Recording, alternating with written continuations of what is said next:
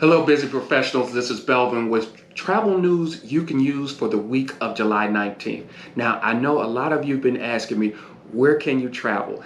Most American tourists can travel throughout the Caribbean islands. There are some other countries as well: Mexico, Turkey, Croatia, the Maldives, and Tahiti. So those are some other options, but keep in mind each destination has their own entry requirements. So it's best that you work with a travel advisor.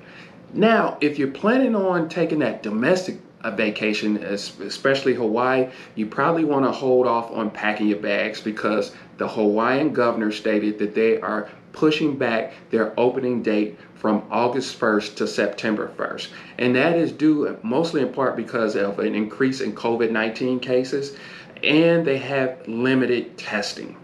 Now, if you're a cruiser, you probably don't want to pack your bags as well because cruising out of U.S. ports are not open through September 30th. The CDC has put a ban on it, so you really can't take a cruise out of a U.S. port. But if you want to fly to Tahiti, they do have cruising there on the Paul Gauguin. You can take a cruise out of Tahiti and visit the French Polynesian Islands.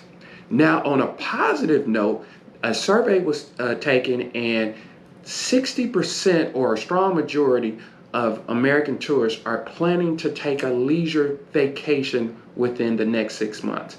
And out of that majority, I believe it was 20 or 30% are planning to take an international vacation.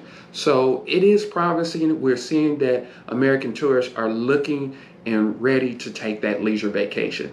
I hope this information was valuable to you. If it was, make sure you like it and really hit that share button and share this with your network. Once again, it's Belvin with Showtime Travel. Thank you.